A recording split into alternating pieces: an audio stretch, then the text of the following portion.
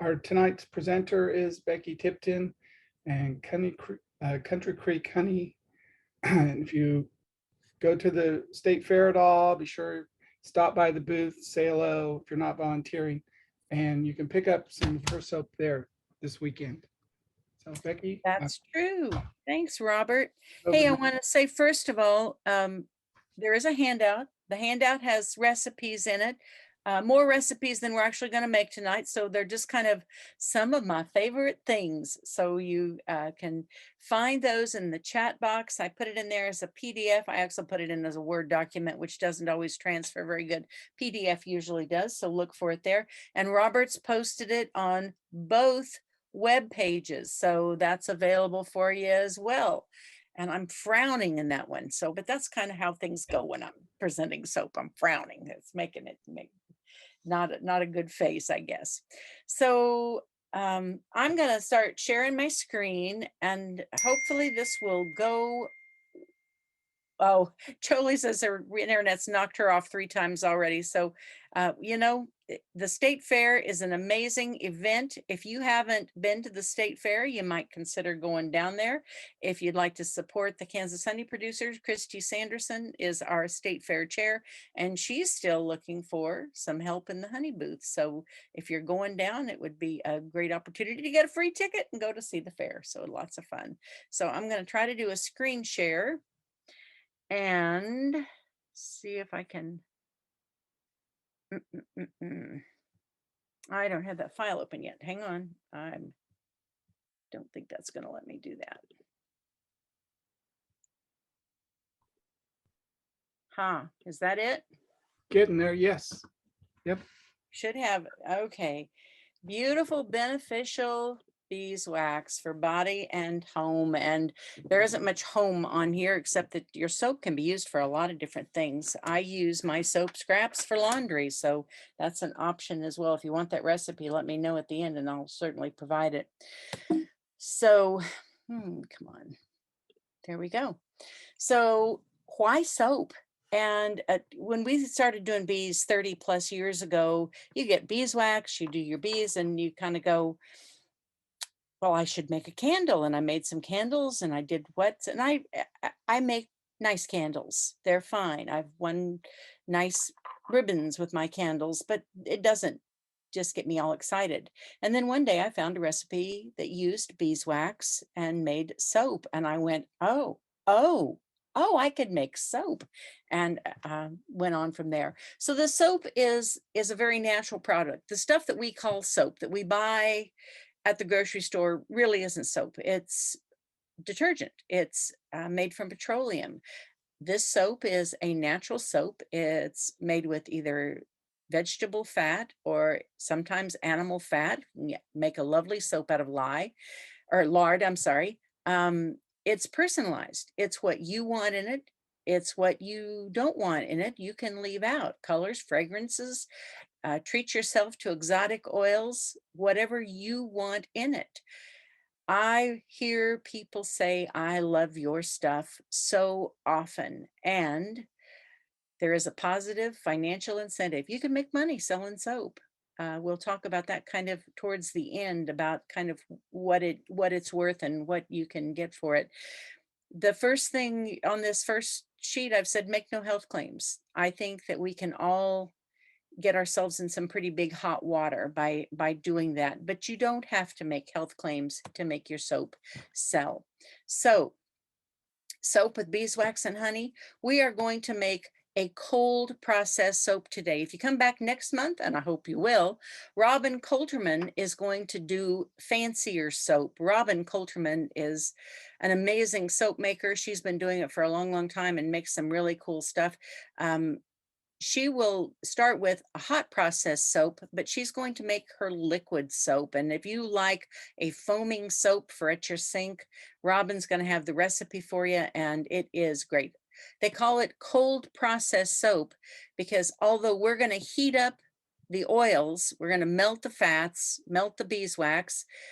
After that, I'm going to take it off of the heat, and there is no more heat added to this. It is just cool, mix it together, and there's no cooking involved. So we like to think about safety first. You want to clear your area. And by that, I mean, you don't, if you're doing this in your kitchen, make sure all the food is put away. Make sure the pets are out of the room.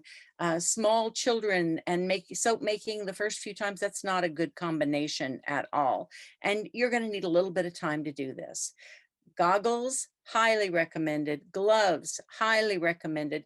Vinegar is also recommended to have on hand because we're going to be working with lye, and lye is very alkaline, so alkaline that it will burn your skin.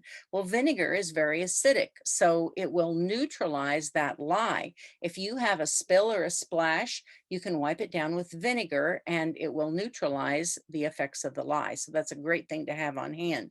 Protect your clothing. If you'd like to have some nice bleach out spots on your clothes, you can do that with your raw soap. That's always a good way to ruin a pair of jeans. And you want to protect your area a little bit. Good ventilation is important as well. So your equipment is probably already in your kitchen. It's not anything exotic at all. You need a pot to make your soap in, depending upon how big the recipe is how big of a pot. I use stainless steel for almost everything. Today, the soap I'm going to make, I'm doing in Pyrex. You can also use something that's an enamel coating. Do not use aluminum. Aluminum will react with the soap. And actually, if you're doing big enough batches, you can have kind of a toxic fume form, and it's not a good thing. It'll discolor the pan, it'll discolor the soap, so don't use aluminum. But glass like Pyrex for stovetop, stainless steel or enamel, all good. You need a scale. Almost everything is done by weight, measuring spoons, rubber spatula, knife, a little bit of this and that. Now, we really recommend that you set these things aside and you have designated soap making equipment. And you kind of, well, it's soap, Becky. Can't you just wash it off? And yes, you can. But those essential oils that we use in there, particularly, are very strong. And those scents will stay in your plastics and on your anything that can absorb them just tremendously. You'll um, notice it for a long time. That and a lot of pans have little rivets and things like that. So you can have residual soap that could ruin a good batch of soup. So just try to set things aside for that. I bought almost everything I use at either Dollar General or the thrift store, so it's not hard. Soap has only 3 ingredients. It has water. It's better if it's soft. You're going to use some fat of some sort, and you're going to use lye. um, Lye is also called sodium hydroxide. It is the chemical NaOH.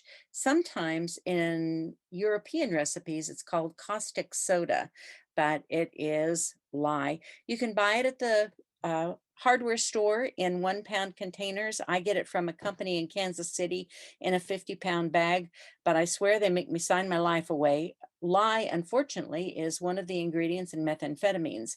And so when that's the rise in home chemists making methamphetamines was at a rampant state, they said, the government said, no, you're going to have to tighten up the lye.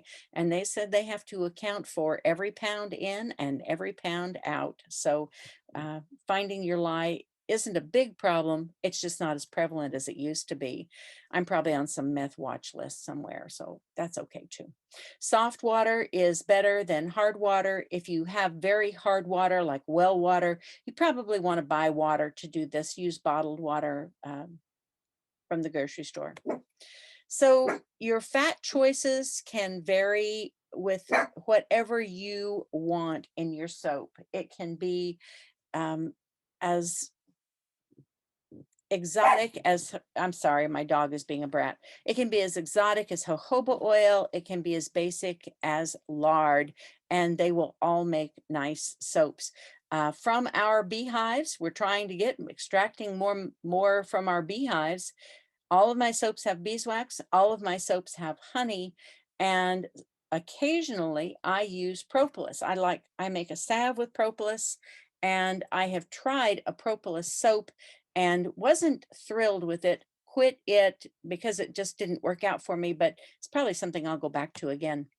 So the soap that we're going to make today is one that I'm selling at the Kansas State Fair. It's the Golden Apple soap, and it is really, really popular. People just come back year after year and are they buying their year's supply. Christy said, people that are buying 10 bars of the soap because they don't want to run out. This last year with COVID, I had probably half a dozen people say, I bought your soap at the fair, but we don't have the fair this year. Will you ship me soap? So it is very popular.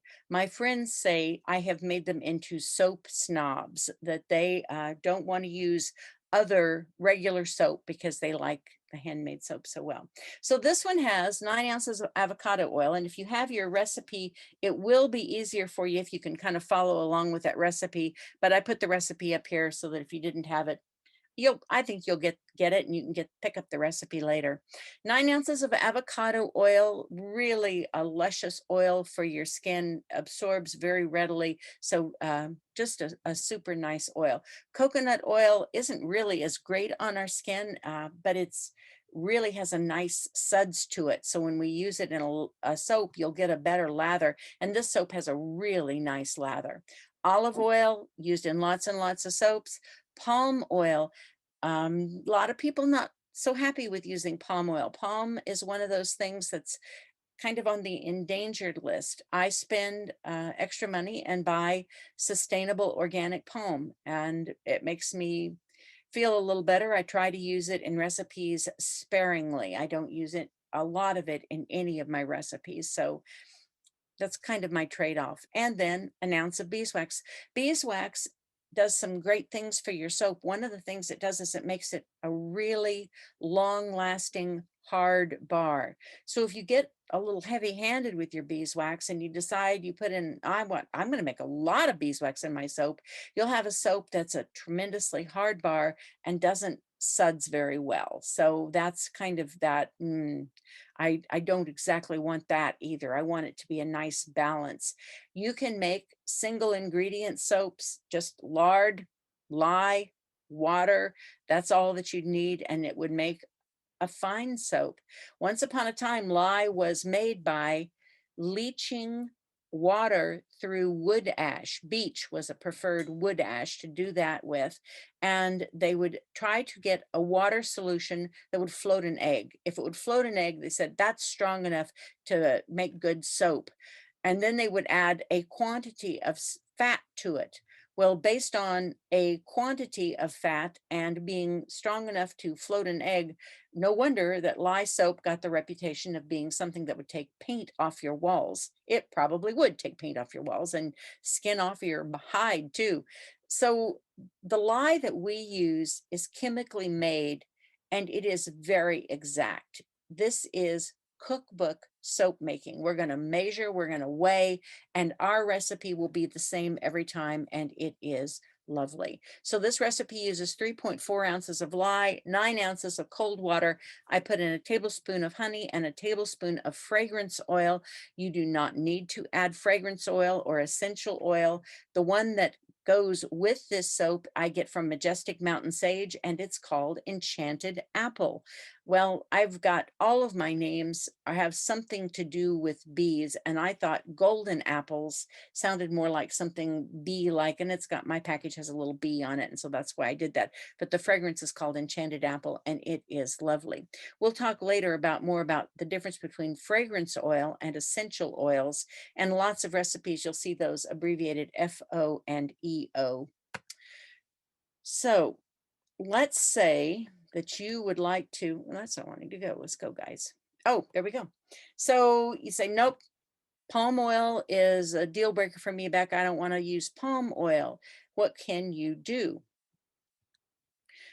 You can do oil substitutions. You need to consider whether your oil is a liquid, a soft oil, or a brittle oil, and try to use oils that have similar characteristics to maintain the characteristic of that soap so that it isn't way too soft and end up being kind of a mush in your soap dish, or so hard that it just won't suds. One of the oils that is a great um, change, a substitution for the palm is lard. And one of the ways you can check this is to go to one of the sites that has a, um, what is this called? It's a lye calculator. There we go. I finally found my words. So you go to, this is from Majestic Mountain Sage, and you take your recipe and you can enter the fats that you have in this specific recipe. So I've got my 9 ounces of avocado, 7.5 of coconut, so on and so forth. My total weight on this recipe is 24.5 ounces. Now, they give you a range of lye that you can add. They said if you want 0 excess fat in this recipe, you should put 3.62 ounces of lye. You can also choose whether you're using grams or whether you're using ounces. I always use ounces because that's what I'm comfortable with. If you want 10% excess fat, that means there will be a lot of fat that is not turned into soap, and it will be a very moisturizing bar. You're only going to use 3.26 ounces of lye. Well, look at that. In this batch, we're only talking about 4/10 of an ounce of lye difference. Wow, that tells you you need a pretty good scale to be able to make your soap and to make it accurate and to make it consistently. So what do I choose? Oh, first of all, why would you ever want a soap that has 0 excess fat in it? Well, if you were making laundry soap, you don't want a lot of extra fat in your laundry soap, so you might choose that. You said, no, I want a really stout soap, and that's where I'm going to go. So I'm going to put in a little more lye. If you were making maybe a baby soap and you wanted it to be ultimately gentle on the skin, you might choose this 10%. I generally choose someplace right in here, about 5. And so my recipe is using 3.4 ounces of lye. This lye calculator has another use. If you want to change your recipe, this is only 24 ounces of fat in here. This is going to make about 5, 6 bars of soap, a pretty, maybe up to, depending upon how big your bars are, up to like 8 bars of soap, something like that. But they'll be pretty small bars of soap. Well, when I'm making soap for sale, I'm making soaps that are much larger, and you can do a total resize with the same lye calculator. Changed it to 147 ounces. I kind of played with this a little bit so that the amounts came out even, and then I can go on and resize from there and change it so that it is beneficial. So we're going to make the soap, and when I make the soap, this is what we do. We're going to measure the fats. We're going to measure the lye and the cold water. Always cold water. We're going to add the lye to the water and stir to dissolve. Never the other way around. Always lye to water. We're going to heat the fats, melt them. We're going to cool them both down to about 120 degrees. We're going to add the lye water to the cooled fats and stir it. We're going to add some extra ingredients. We're going to pour it into the molds. We're going to cover it and let it set for 24 hours. We're going to unmold it. We're going to cut it into bars, and then we're going to cure it. Let's see how that looks. So this is where I started making the soap. I measured the fats. You can see my old scale. This is a scale that can be tested for accuracy. You can use it for sale purposes. It can be certified. And now this scale is about 30 years old. And honestly, I haven't had it certified in quite a while, but it still seems pretty accurate. And for what I'm doing it for, using it for, it'll be fine. Measured my water, measured my lye, and I'm ready to move on. Unless the ingredient is specified as volume, like it says a cup of something or a tablespoon of something, you should assume that it's a weight measurement. Most of these recipes go in ounces, a few in grams. So making the soap, we heated the fats in my Pyrex pan here. I like to use it when I'm demoing because you can see the stuff. And then we cooled, I'm showing you in that middle picture, the chemical reaction of the lye and the cold water. It was 182 degrees in my little pitcher. So although I use plastic pitchers, I always use ones that are dishwasher safe so that it will withstand the temperature of the lye. Then I cooled them both down, and I think the thermometer reads 112 over in the picture that's on the far right. And I'm going to show you a short video of actually making the soap. So I'm going to change what I've got going on here.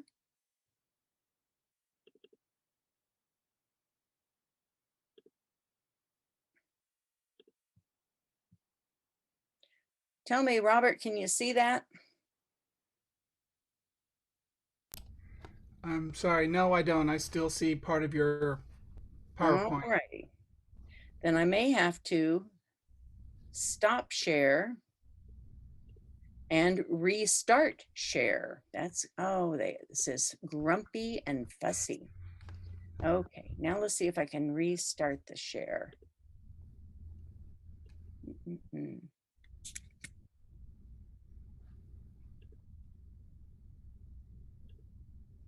Come on.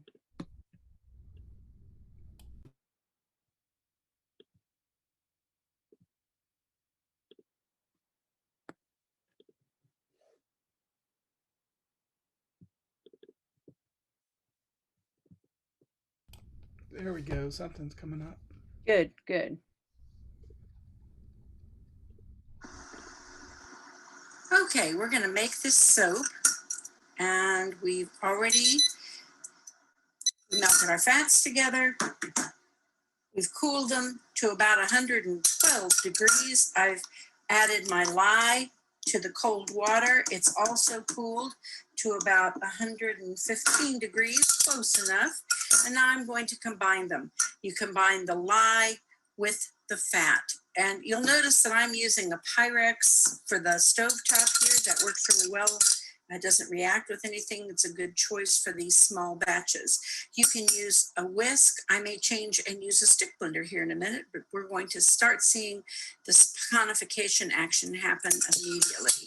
I'm going to pour, I'm sliding, pour and stir, pour and stir, pour and stir.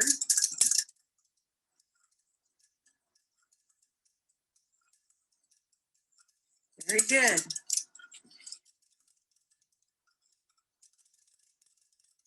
This soap traces fairly quickly, one of the reasons that I chose it. At this time, I'm going to go ahead and add my honey. I just add the honey directly to the warm soap. It does really well that way. Other people will stir the honey into some base oils and then add it in. I think some people add it to the lye water and then add it in, but this is the way I've always done it. You do need to make sure that it gets stirred in well, or else you will have little honey clumps in your soap, and that's not attractive. Okay, we're stirring to trace. I'm going to use my little kitchen stick blender here. This will make very fast work of it.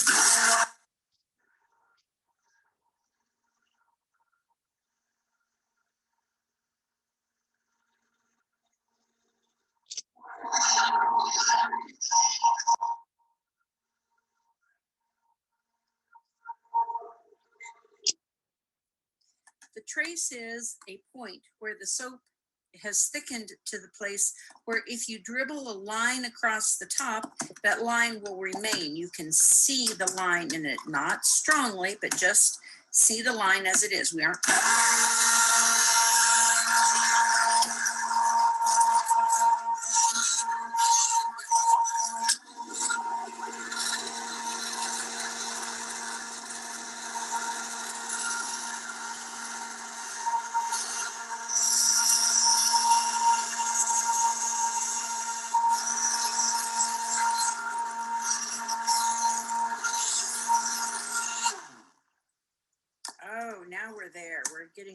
very quickly. As I said, this is, let's see, I show 3 minutes elapsed on my video, so you can see how quickly that is. I want you to be able to see this trace. That's the point of the video, is that as you stir this, you can see that a line remains across the top of the soap. I really hope that shows up in the video.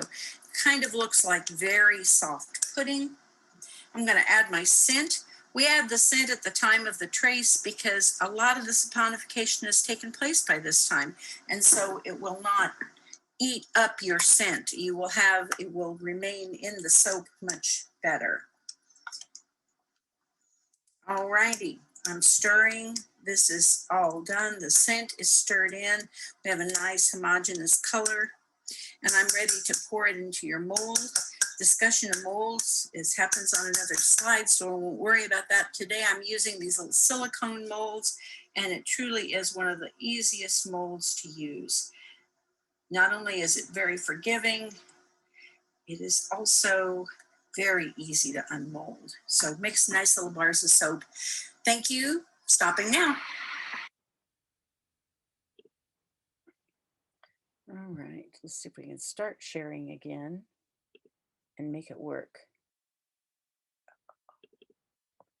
So couple of things there. The nylon spoon that I was using work so well. A wooden spoon can be used, but the lye will eat them up. They will ruin a wooden spoon. And I would like to point out that you should always wear gloves and goggles, not like me. So here is the soap after it was all poured into this little mold. I cover it with a piece of plastic wrap, and then the way I was taught to make soap is insulate it. So I lay a towel over the top of it and I let it set for 24 hours. So talking about molds, you can go plain or you can go fancy. You can have individual block molds. Almost anything non-metallic, dishwasher safe plastic will work. You can line a cardboard box, wood, silicone. When I'm unmolding, if I've used plastic, I may have to throw the mold into the freezer for an hour or so, set it out, and then it'll condensate, and then the soap just pops right out of the molds. So we're going to go on cutting and shaping up that. Here's some pictures of molds.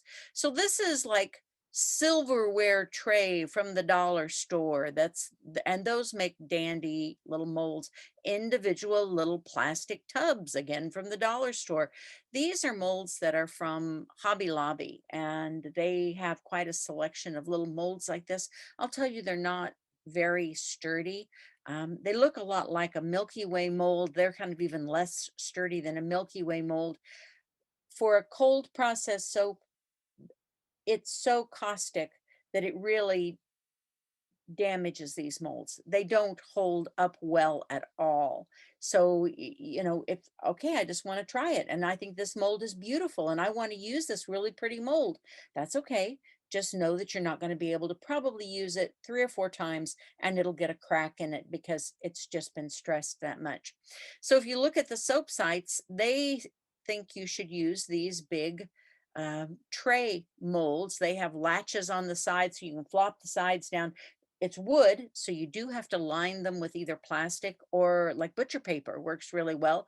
They use this big knife contraption to push down and to cut these into bars. Well, I will tell you, this is as much fun as cutting fudge, and no 2 pieces ever came out the side for me, same size for me. Steve built me like 4 of these big tray molds. I hate them. So anybody wants them, I could probably make you a heck of a deal. What I do use that Steve also made for me are these loaf molds. And we decided on the size we wanted and he constructed them. I do have to line them. I like to use press and seal, but butcher paper works really, really well for that as well.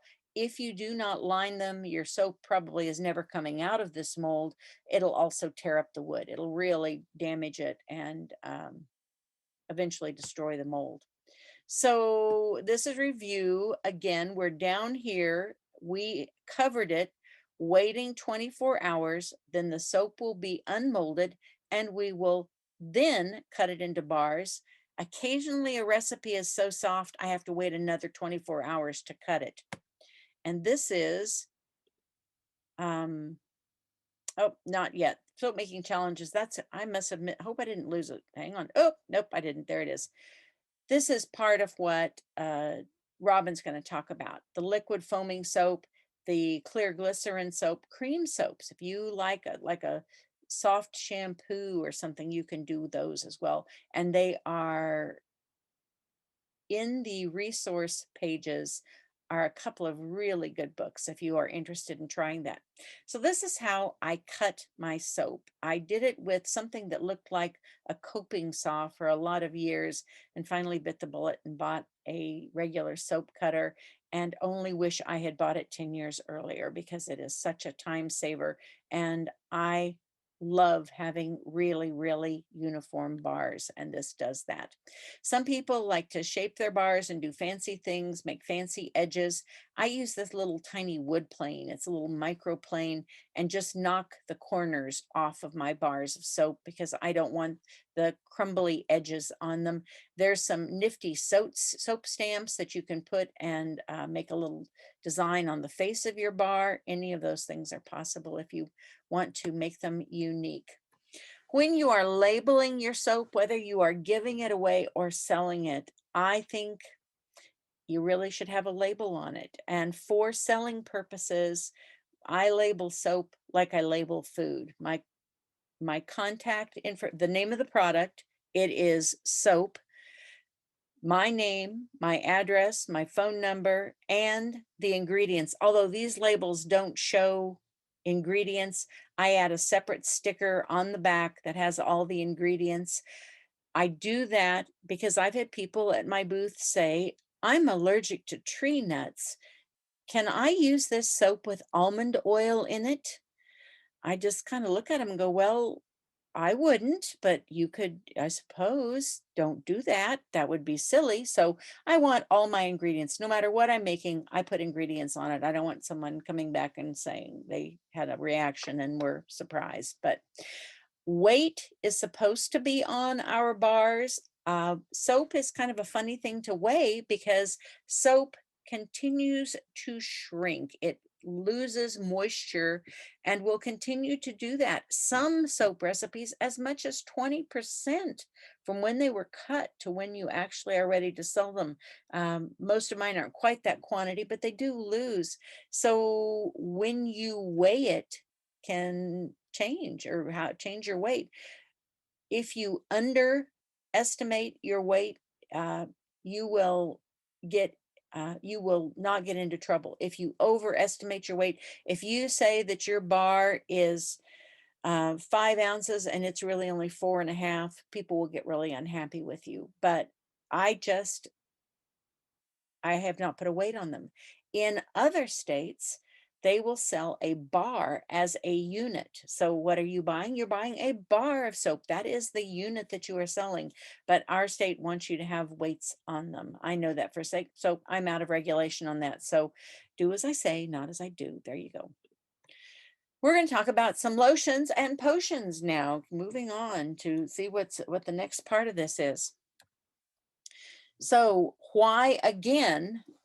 No petroleum, no preservatives. They are additive free. You can personalize them the way you want them. Whereas when you put essential oils in your soap, I feel like the saponification process eats up soap to the point, eats up that scent, eats up the soap in that the scent in the soap, that you're really wasting your money with nice essential oils. But when you use essential oils in your lotions and balms, you're getting the full benefit of those medicinal qualities from essential oils.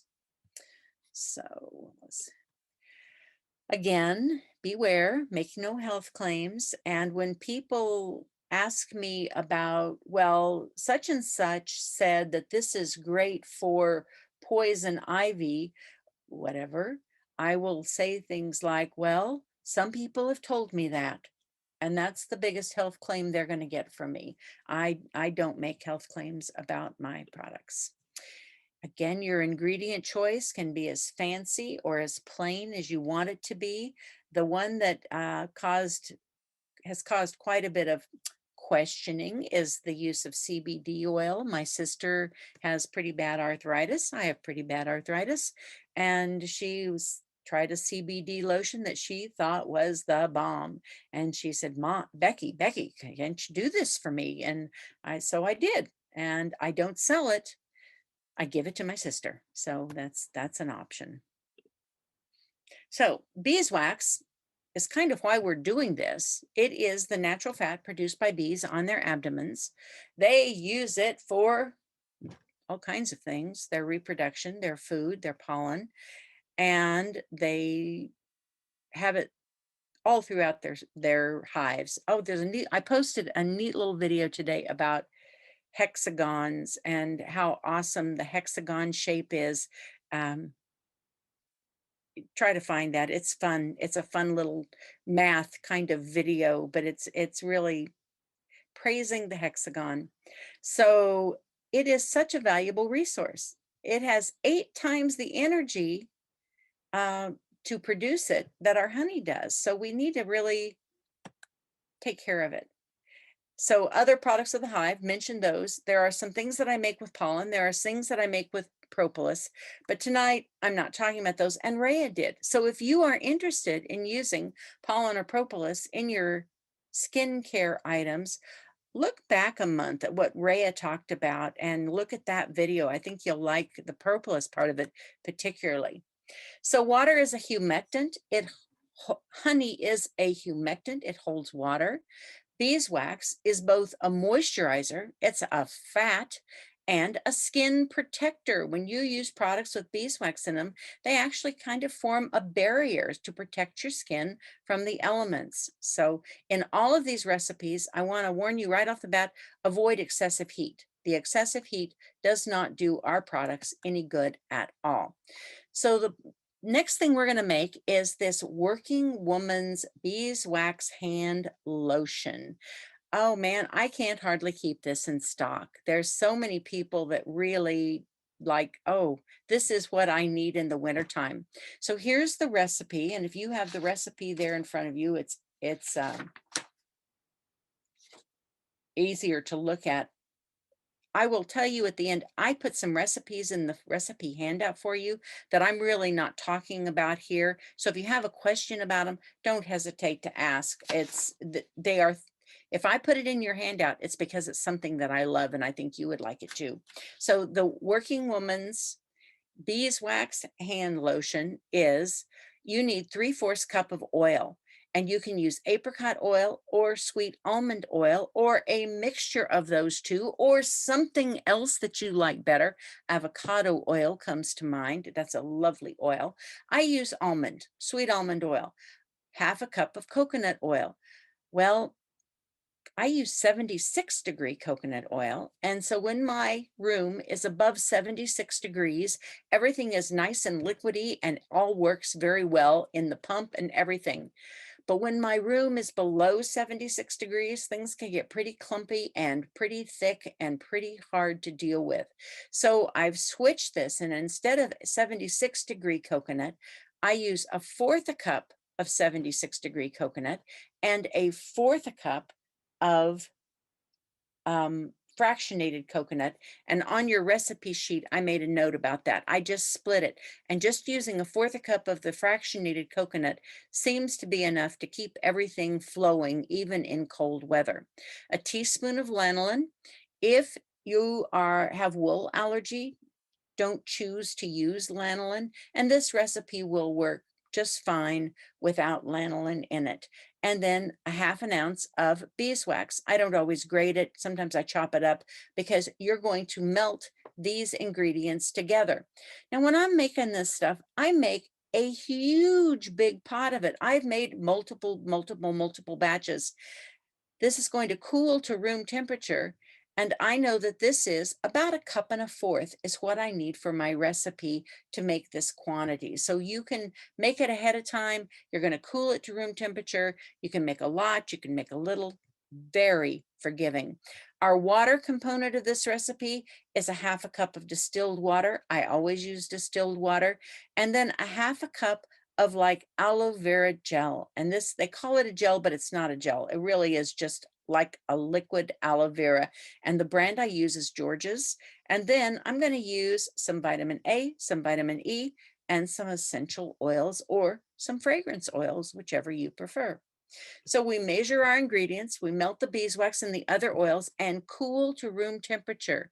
I've given you another recipe for a cream that you put it together hot. This one needs to be room temperature.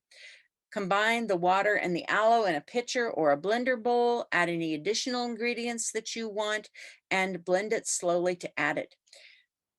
I have been told that you can add a small quantity of honey to this recipe and it won't be too sticky. Someone said, I always add honey to mine.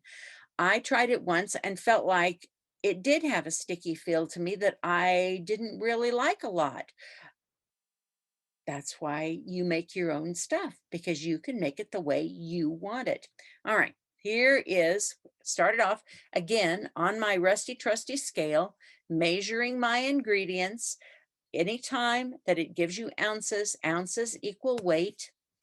We're going to melt those fats with the beeswax, other oils, cool to room temperature gently. This is a double boiler in a skillet, and it has a little trivet down here that's a silicone trivet that I set that on.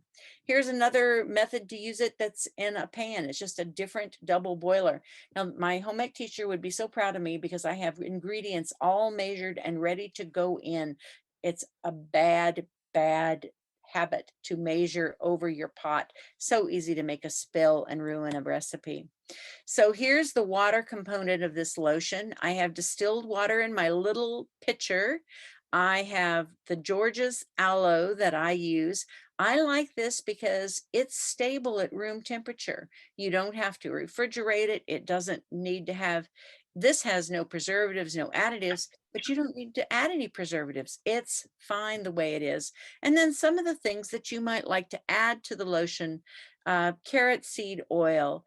If you are worried about a preservative, I recommend this Optifine. It is a plant derivative available from the sage, Majestic Mountain Sage, thusage.com.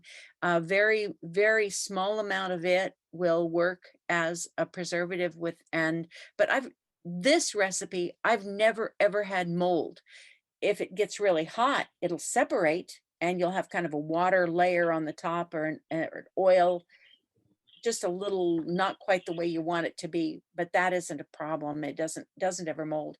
Vitamin E you can buy in bulk, and I get it by the pound from Columbus Foods, Soaper's Choice for Soapers, Columbus Foods. That's where I get it. It's in the resources.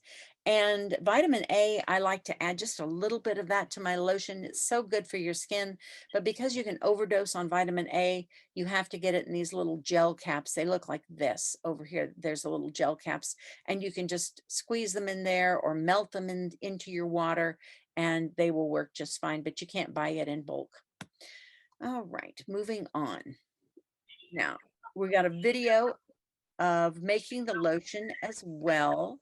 So I melted my fats, cooled them to room temperature. I combined my aloe and my distilled water. It's at room temperature as well. And now I'm going to make this. So again, I'm going to stop my screen share. I'm going to find my video.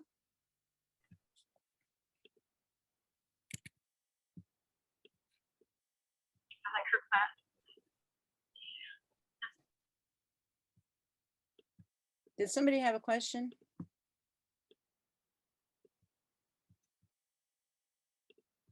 Nope. Okay. Screen share. Where is it? There it is. Maximize.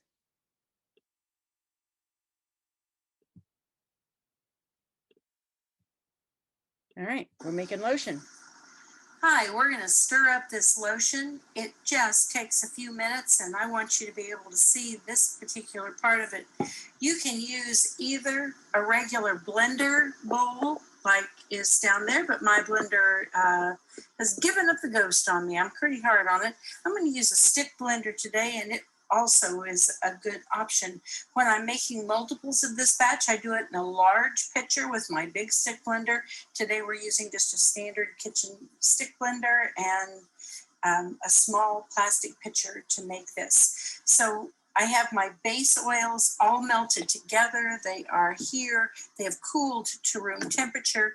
In my pitcher, I have my aloe and my distilled water, and I've added a little vitamin A and a little vitamin E, and we're going to and some scent because I like a scented lotion, and I'm going to blend these two together. Everything's at room temperature.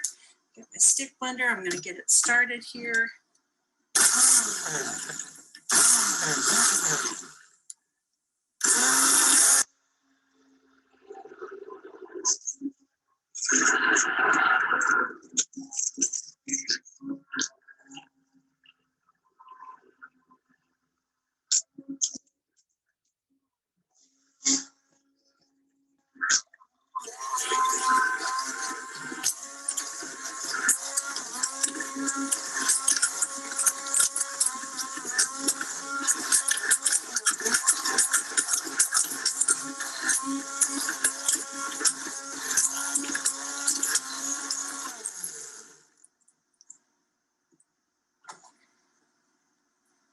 There was a little speck of something in there I had to get out. So just that amount of time, it's already a lotion. Your beeswax is your emulsifying agent in this lotion. Smells terrific. Put that down to the side. Steve made me a little holder to hold my containers. These are a little 4-ounce Toddle, but they don't stand up very good. So he did that. And you can use a funnel if you're so inclined, not very steady handed. And I'm probably going to wish I had one here.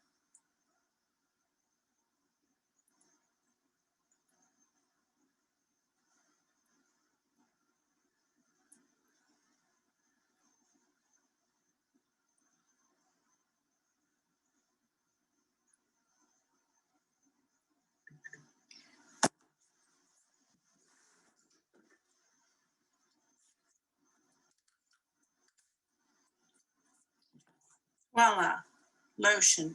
Just lovely as it can be. Great all-purpose lotion, wonderful for the winter months. Okay.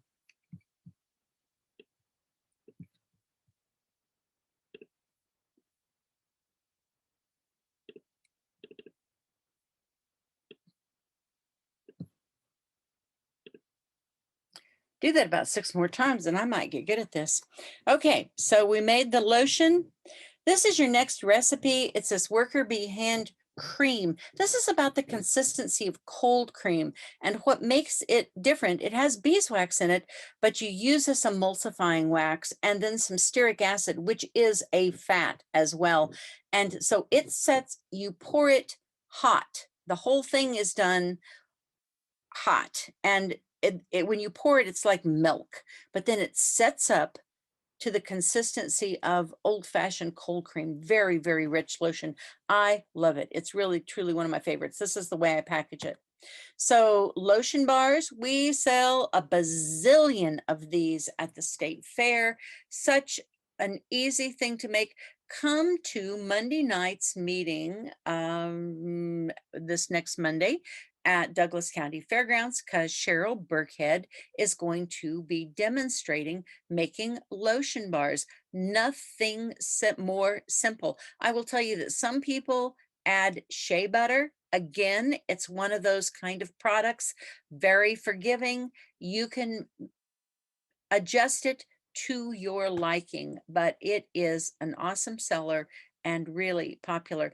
I've seen it sold under a name that was like Knitter's Friend or something. So there's a lot of different people that do kind of their own twist on it, but boy, it's a great product. This is a joke product, started out Wrinkle Be Gone, super, super rich. It's actually a salve, but I use it as like an eye cream, and I don't use anything else anymore. It's just a great product. If you want to sell your products, pay attention to your labeling, pay attention to what you are advertising in this. Packaging is always more expensive than you think, but you have to do that cost analysis and pay yourself to do that. I will tell you that I sell really generous size bars of soap. Most of my bars of soap are more than 6 ounces. They're just nice hefty bars of soap, and my cost analysis is most of them cost me about $1 a bar to make.